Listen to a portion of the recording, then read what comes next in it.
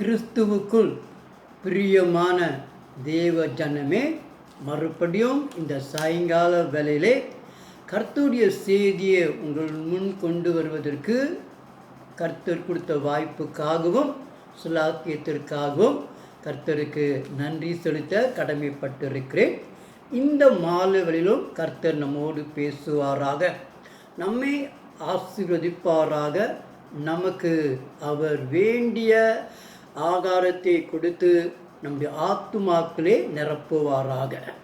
நாம் முதலாவது கண்களை மூடி நாம் ஜெபம் செய்வோமாக. ஜெபம் செய்வோம். இயேசுவே, இந்த சாயங்கால இரவு வேலைக்காக உமக்கு நன்றி. எங்கே 2 அல்லது 3 பேர் உம்முடைய நாமத்திலே கூடியிருக்கிறார்களோ மத்தியிலே வாசமாக இருக்கிறேன் என்று சொன்ன இயேசுவே, நீர் எங்கள் மத்தியிலே வாசமாக இருப்பதற்காக ஸ்தோத்திரம். உம்முடைய ஆவின் பிரசன்னம் எங்களோடு அசைவாடி கொண்டிருப்பதற்காக நன்றி.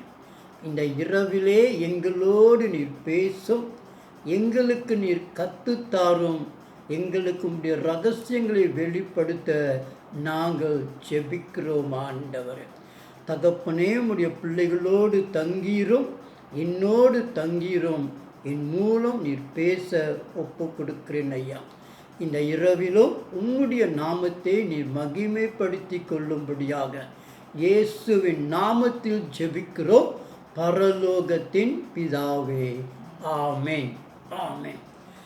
தெய்வ பிள்ளைகளே, இந்த மாலை வேலைக்கு தெரிந்து கொள்ளப்பட்ட வேத பாகம் மார்க்கின் புஸ்தகம் 1வது அதிகாரம் வசனங்கள் 16 தொடங்கி 20 முடிய. மார்க்கின் சுவிசேஷம் 1 அதிகாரம் வசனங்கள் 16 தொடங்கி 20 முடிய. முதலாவது நாம் வாசிக்க கேட்போம். மார்க்கு எழுதின சுவிசேஷம் 1 அதிகாரம் வசனங்கள் 16 முதல் 20 வரை. அவர் கலிலேயா கடலோரமாய் நடந்து போகையில் மீன் பிடிக்கிறவர்களாயிருந்த சீமோனும் அவன் சகோதரன் அந்திரேயாவும் கடலில் வலை போட்டு கொண்டிருக்கிற போது அவர்களை கண்டார். இயேசு அவர்களை நோக்கி, என் பின்னே வாருங்கள், உங்களை மனுஷரை பிடிக்கிறவர்களாக்குவேன் என்றார். உடனே அவர்கள் தங்கள் வலைகளை விட்டு அவருக்கு பின் சென்றார்கள். அவர் அவ்விடம் விட்டு சற்று அப்புறம் போனபோது செபுதேயுவின் குமாரன் யாக்கோபும் அவன் சகோதரன் யோவானும் படவிலே வலைகளை பழுது பார்த்து கொண்டிருக்கிறதை கண்டு உடனே அவர்களையும் அழைத்தார். அப்பொழுது அவர்கள் தங்கள் தகப்பனாகிய செபுதேயுவை கூலியாட்களோடு படவிலே விட்டு அவருக்கு பின் சென்றார்கள். ஆமேன். தேவ பிள்ளைகளே, கர்த்தருடைய ஜனமே, இந்த நாளிலே மாலைகளே இந்த பகுதிக்கு நான் கொடுத்திருக்கிற தலைப்பு என்னவென்றால் சிஷ்யத்துவம், டிசைபிள்ஷிப் என்று ஆங்கிலத்திலே சொல்லுவார்கள். இயேசு கிறிஸ்து உலகத்திற்குள் எதற்காக வந்தார்? இயேசு கிறிஸ்து உலகத்திற்குள் எதற்காக வந்தார் சொல்லி பார்க்கும் பொழுது 3 காரியங்களே நாம் கற்றுக்கொள்ள வேண்டும். 3 காரியங்களை செய்வதற்கு இயேசு கிறிஸ்து உலகத்திற்குள் வந்தார். முதலாவதாக இயேசு கிறிஸ்து நம்மை ரட்சிக்க வந்தார். பாவப்பிடியிலிருந்து நம்மை பாவத்திலிருந்து விடுவிக்க அவர் வந்தார். நம்மை ரட்சிக்கும்படியாக, பாவத்திலிருந்து நம் மீட்டு எடுக்கும்படியாக இயேசு நமக்காக முதலாவதாக உலகத்திற்கு வந்தார். 2வதாக அவரை ஏற்றுக்கொண்ட பிள்ளைகளுக்கு அவருடைய விசுவாசிகளாக, தேவ பிள்ளைகளாக நம்மை மாற்ற வந்தார். 2வதாக அவரை ஏற்றுக்கொண்டவர்கள் அவரை விசுவாசிக்கும்படியாக அவருடைய பிள்ளைகளாக அவர் மாற்ற வந்தார். 3வது காரணம் என்னவென்றால், விசுவாசிகள், இயேசுவை ஏற்றுக்கொண்டவர்கள் மற்றவர்களை சீஷராக உருவாக்கும்படியாக இயேசு உலகத்திற்கு வந்தார். நன்றாக அறிந்து கொள்ளுங்கள். முதலாவது நம்மை ரட்சிக்க வந்தார். இரண்டாவதாக நாம் விசுவாசிகளாய் மாறுவதற்கு வந்தார். மூன்றாவதாக விசுவாசியாகிய நாம் அநேக சீஷர்களை உருவாக்குவதற்கு இயேசு உலகத்திற்கு வந்தார். இந்த அடிப்படை நோக்கம்தான் சீஷத்துவத்திற்கு அஸ்திபாரமாக இருக்கிறது. இயேசு என்னை ரட்சிக்க வந்தார். இயேசு என்னை ஒரு விசுவாசியாய் மாற்ற வந்தார்.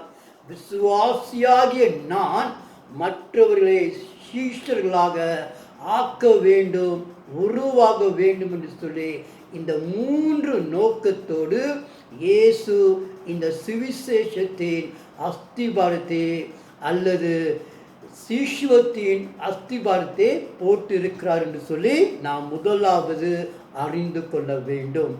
My dear friends in Christ, this evening my sermon is taken from St. Matthew chapter 1 verses 16 to 20, and the title is called Discipleship. Discipleship.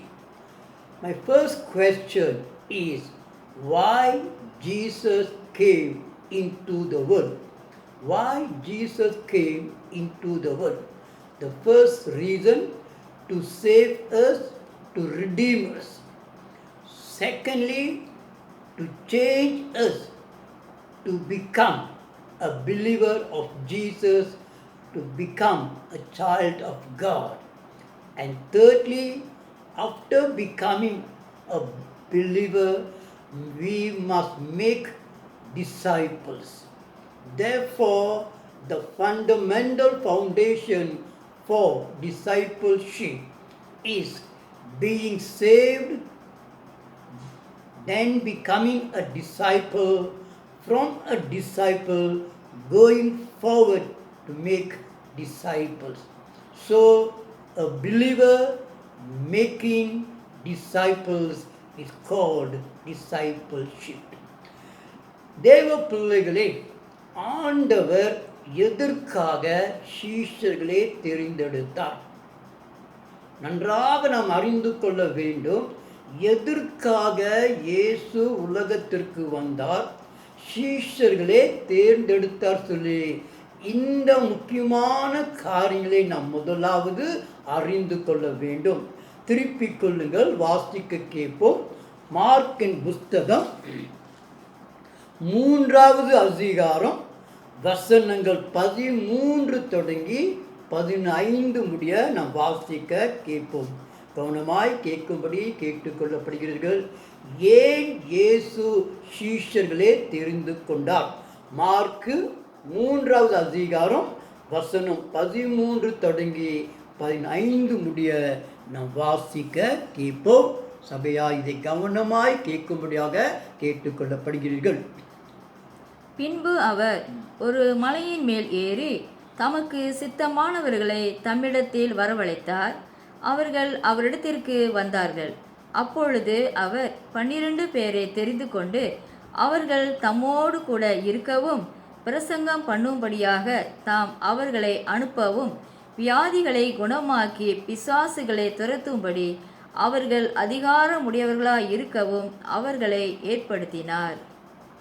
ஆமென்.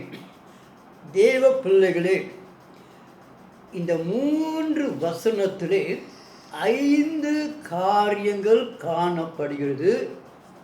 ஏன் இயேசு சீஷர்களை அழைத்தார், எதற்கு சீஷர்களை ஆயத்தப்படுத்தினார் சொல்லி 5 தெளிவான காரியங்களே இந்த பகுதியிலே நாம் அறிந்து கொள்ள முடியும். முதலாவதாக ஏன் சீஷர்களை அழைத்தார் சொன்னார்? சீஷன் என்பவன் முதலாவது ரொம்ப முக்கியமான காரியம் என்னவென்றால் இயேசுவோடு இணைந்திருக்க வேண்டும், அவரோடு இருக்க வேண்டும். ஒரு சீஷன் என்றால் முதலாவது அவன் இயேசுவோடு என்றென்றைக்கும் இருக்க வேண்டும். தம்மோடு இருக்கும்படியாக அவர் 12 சீஷர்களை தேர்ந்தெடுத்தார். ஸோ முதலாவதாக அவரோடு ஒரு சீஷன் இருக்க வேண்டும். அவர் போதிக்க நாம் கேட்டு நாம் மற்றவர்களுக்கு போதிக்க முதலாவது இயேசுவோடு இருக்க வேண்டும். இரண்டாவதாக சுவிசேஷத்தை பிரசங்கிக்க, இயேசுவை குறித்து பிரசங்கிக்க. சுவிசேஷம் என்றால் இயேசுடைய சுவிசேஷம். இந்த சுவிசேஷத்தை இரண்டாவதாக அறியாத ஜனங்களுக்கு ஒரு சீஷன் போதிக்க வேண்டும். மூன்றாவதாக இயேசு மரித்த பிறகு, பரலோகத்துக்கு ஏறின பிறகு, ஆவியானவர் உலகத்திற்கு வந்த பிறகு அவர் பலன் கொடுத்து சாட்சியாக சீஷர்கள் உலகம் முழுவதும் சென்று உலகத்தின் மக்களுக்கு அவர் வெளியரங்கமாய் அனுப்பும்படியாக, உலகத்திற்குள் அனுப்புவதற்காக சீஷர்களை ஆயத்தப்படுத்தினார். நான்காவதாக ஊழியம் செய்வதற்கு, ஜனங்களுடைய பிசாசுடைய கட்டுகளை உடைக்கவும், சாப கட்டுகளை இயேசுவின் நாமத்திலே புறக்கணிக்கவும், பலவீனர்களை சுகப்படுத்தவும், தேவையுள்ள ஜனங்களை சந்திக்கும்படியாய், ஜனங்களுக்கு ஊழியம் செய்யும்படியாய் சீஷர்களே இயேசு அழைத்தார். கடைசியாக ஊழியத்திற்கு வேண்டிய அதிகாரத்தை கொடுக்கும்படியாக அவர்களை அழைத்தார். ஊழியத்திற்கு வேண்டிய அங்கீகாரத்தை கொடுக்க, அதிகாரத்தை கொடுக்க, வல்லமையை கொடுக்க, அபிஷேகத்தை அவர் கொடுக்கும்படியாக சீஷர்களே அவர் தெரிந்து கொண்டார். ஆகவே 5 காரியங்களை இயேசு சீஷர்களுக்கு கொடுக்கும்படியாக அவர் அழைத்தார் என்று சொல்லி நாம் பார்க்கலாம். அவரோடு இருக்கவும், சுவிசேஷத்தை பிரசங்கிக்கவும், உலகத்திற்குள் அனுப்புவதற்கும், ஊழியம் செய்வதற்கும் அவர்களுக்கு அதிகாரம் கொடுக்கும்படியாக, அவர்களை பலப்படுத்தும்படியாக, ஸ்திரப்படுத்தும்படியாக இயேசு சீஷர்களை அழைத்தார். My dear friends, why Jesus chose his disciples? The answer we can see in Mark chapter 3 verses 13 to 15.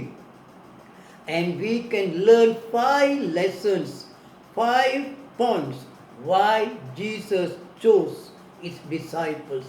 The disciples were chosen firstly to be with him, secondly to preach the gospel, thirdly to send them into the world after his death and resurrection, and fourthly to minister to the people, and fifthly and lastly to give all the authority, the power to his disciples to strengthen them in their ministry, to be with them, to preach the gospel, to send them, to minister unto the people, and to give them authority over their ministry. Therefore, with these 5 reasons, Jesus chose his disciples. இரண்டாவதாக தேவ பிள்ளைகளே, ஒரு சீஷனுக்கு வேண்டிய தகுதிகள் என்ன என்று சொல்லி நாம் பார்க்கலாம். ஒரு சீஷனுக்கு வேண்டிய தகுதிகள் 3 தகுதிகளே நாம் இந்த பகுதியிலே நாம் கற்றுக்கொள்ள முடியும். முதலாவது, ஒரு சீஷனாய் நாம் இருக்க வேண்டுமென்றால் கடினமாய் உழைக்க வேண்டும். ஒரு சீஷனுக்கு தேவையான முதலாவது தகுதி கடுமையான உழைப்பு. சீஷராய் இருக்கிறவன் கடினமாய் உழைக்க வேண்டும்.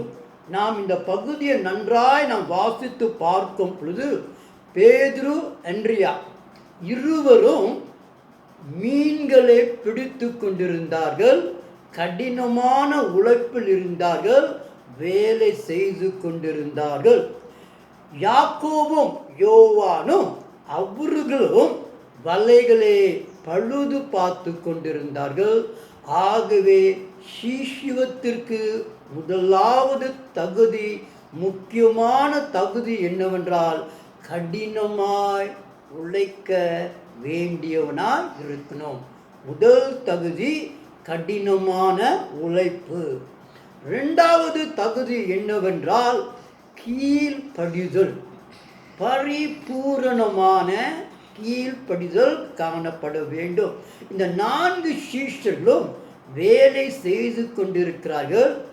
இயேசு சொல்கிறார், என் பின்னே வாருங்கள் சொல்லுடனே எல்லா வேலைகளையும் செய்தவர்களை விட்டுவிட்டு இயேசுவுக்கு பின் சென்றார்கள். ஆகவே இரண்டாவது தகுதி என்னவென்றால் பரிபூரண கீழ்ப்படிதல். இயேசுவுக்கு கீழ்ப்படியாதவன் சீஷனாக இருக்க முடியாது.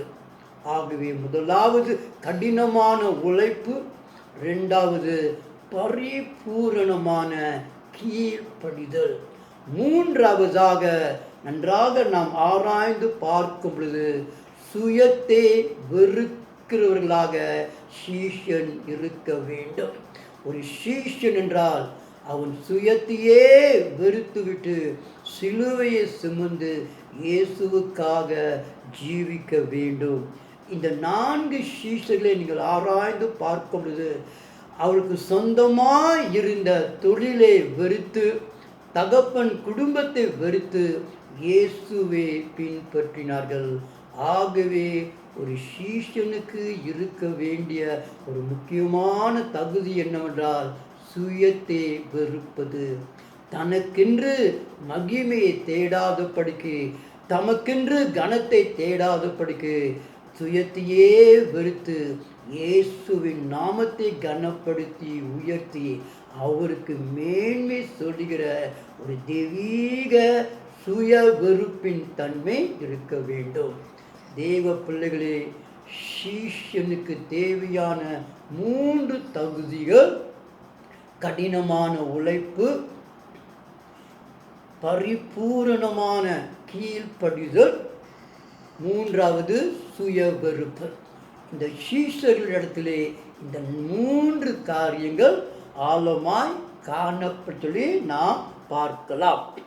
Dear friends, qualifications to become a disciple. Jesus chose 4 disciples from the passage we read, and we can see 3 qualities. All 4 of them were hard working. The first qualification for a disciple is he must be hard working.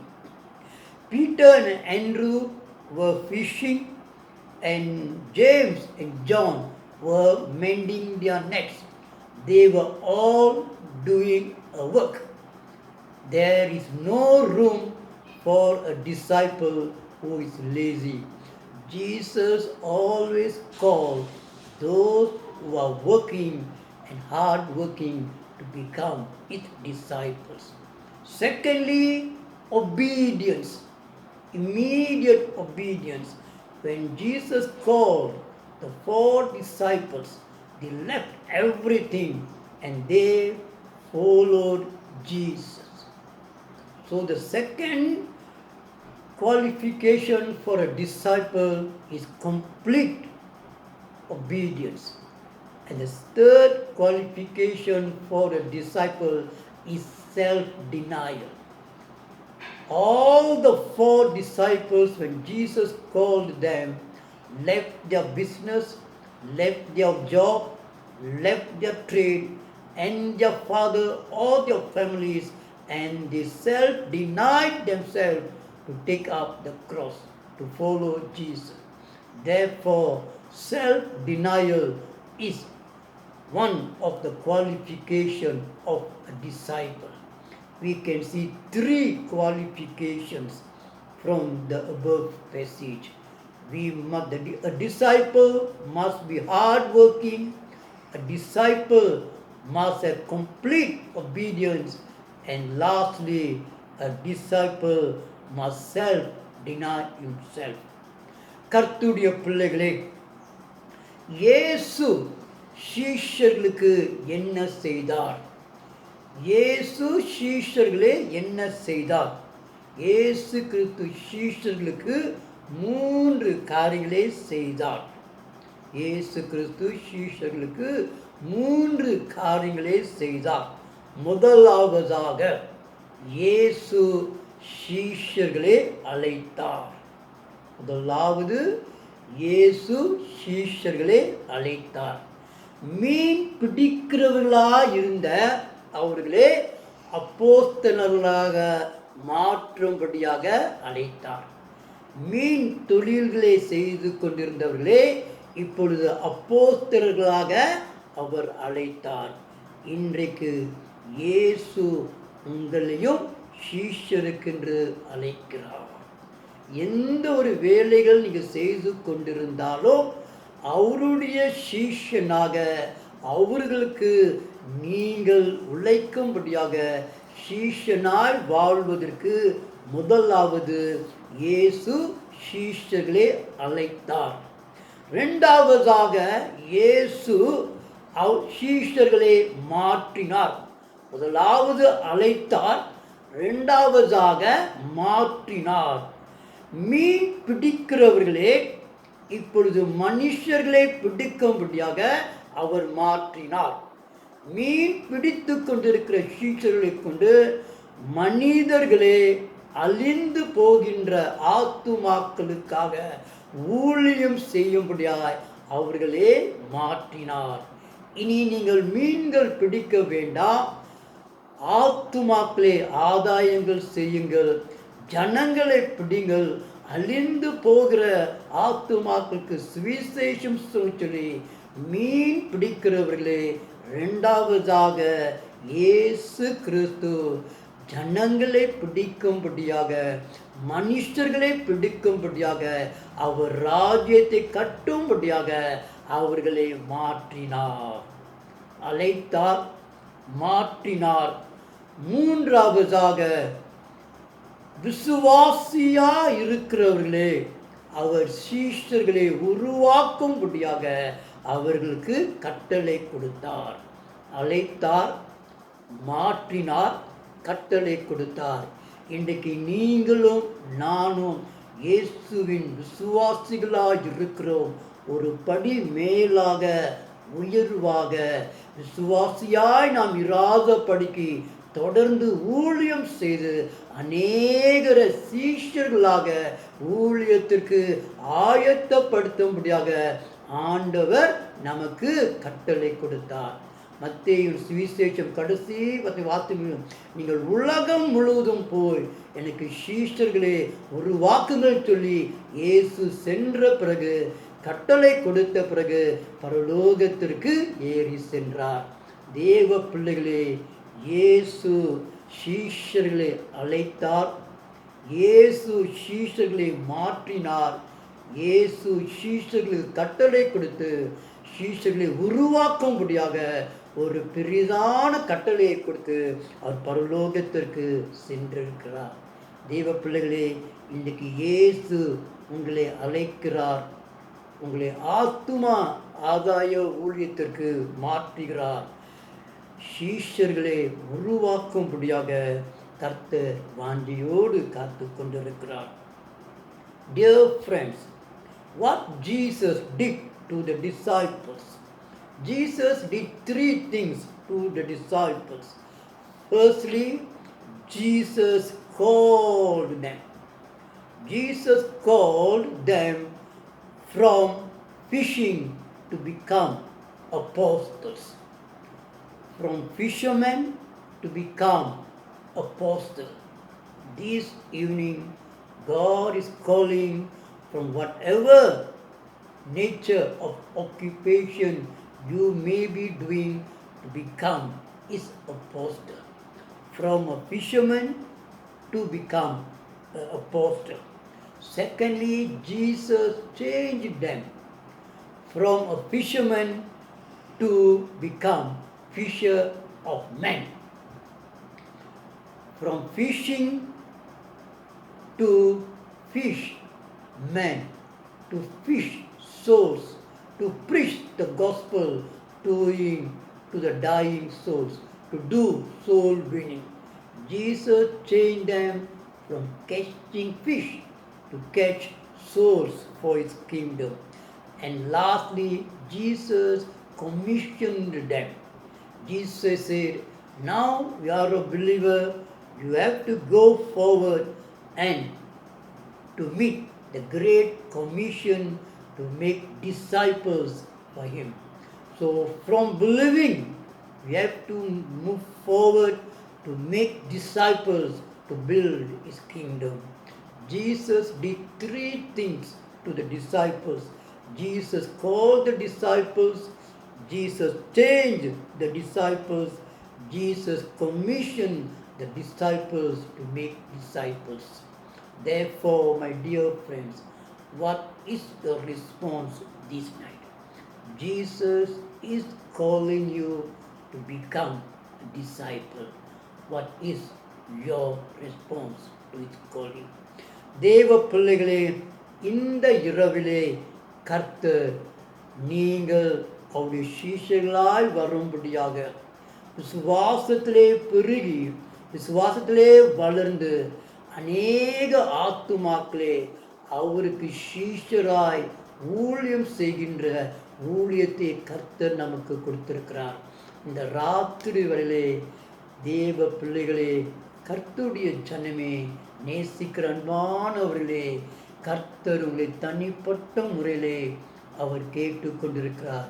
அவருடைய சத்தம் என்னவென்றால், அவருடைய கேள்வி என்னவென்றால், நீ எனக்காக சீஷனாய் வாழ்வாயா, எனக்காக சீஷர்களே உருவாக்குவாயா. அநேக ஆத்துமாக்கள் மறித்து கொண்டிருக்கிறார்கள். எனக்காக சீஷனாய் மாறி இன்னும் அநேக ஜனங்களே ராஜ்யத்துக்கு சேர்ப்பதற்கு எனக்காக சீஷர்களே உருவாக்குவாயா என்று சொல்கிற தேவ சத்தம் இந்த காதலே கேட்கிறார். இயேசு இருதயத்தின் கை தத்து கொண்டிருக்கிறார். மகனே மகளே, எனக்காக சீஷர்களே, அழிந்து போகின்ற ஆத்துமாக்களே, எனக்காக ஊழியத்திற்கு சீஷர்களே ஆயத்தப்படுத்துவாயாக.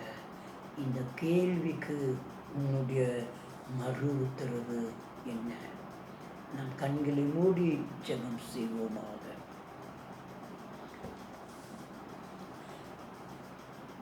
இயேசுவே, இந்த இரவுக்காக உமக்கு நன்றி அப்பா. மகனே மகளே, எனக்காக சீஷனாய் வாழ்வாயா. மகனே மகளே, எனக்காக சீஷர்களே உருவாக்குவாயாக. இது இயேசுடைய தாகம், இயேசுடைய வேண்டுதல், இயேசுடைய கர்சனையாய் இருக்கிறது. விசுவாய் வாழ்ந்த நாட்கள் போதும். இன்னும் விசுவாசியாய் இருக்கிற நாங்கள் இன்னும் அநேக விதத்தில் வளர்ந்து சீஷர்களாய் மாற்றப்பட்டு அநேக ஆத்துமாக்களை ஆதாயப்படுத்த இயேசுவே, இந்த வேளையிலே நாங்கள் சீஷத்துவம் ஊழியம் செய்வதற்கு எங்களை தாழ்த்தி ஒப்பு கொடுக்கிறோம் ஐயா. அறுப்பு மிகுது, ஆட்கள் குறைவு ஐயா. எங்களையும் பயன்படுத்தும்படியாக உங்களுடைய கரத்திலே ஒப்பு கொடுக்கிறோம். உமக்காக ஜீவிக்க, உமக்காக வாழ, உங்களுடைய ராஜ்யத்தை கட்ட, அழிந்து போகிற ஆத்துமாக்களை நாங்கள் ஆதாயப்படுத்த உங்களுடைய கரத்திலே கொண்டு சேர்க்க எங்களையும் அர்ப்பணிக்கிறோம் ஆண்டவரே. இயேசுவே, உமக்கு நன்றி. இந்த கடைசி காலத்திலே நாங்கள் சீஷர்களாய் அநேகரை உருவாக்கி இந்த நாமத்தை பூமியிலே மகிமைப்படுத்தும்படியாய் எங்களுக்கு உதவி செய்வீராக. ஒவ்வொருவருக்காக அடியேன் ஜெபிக்கிறேன். உடைய பரலோகத்தின் வாசல்களை திறந்து உடைய கரத்தின் வல்லமை அபிஷேகம் இப்பொழுதே பிள்ளைகளை தொடுவதாக. ஒரு எழுப்புதல் எழும்பட்டும் ஆண்டவரே. பிள்ளைகளை பரிசுத்தப்படுத்தி சாட்சியாய் உமக்கு சீஷர்களாய் வாழ்வதற்கு ஆசீர்வதிப்பீராக. தொடர்ந்து எங்களை கரம் பிடித்து வழி நடத்தும். துதியும் கனமும் மகிமையும் இயேசுவுக்கு செலுத்தி இயேசுவின் நாமத்தில் ஜெபிக்கிறோம் பரலோகத்தின் பிதாவே. ஆமேன், ஆமேன், ஆமேன். கர்த்தர் உங்கள் ஒவ்வொருவரையும் ஆசீர்வதித்து தொடர்ந்து சீஷராக்கி உங்களை வழி நடத்துவாராக. ஆமேன்.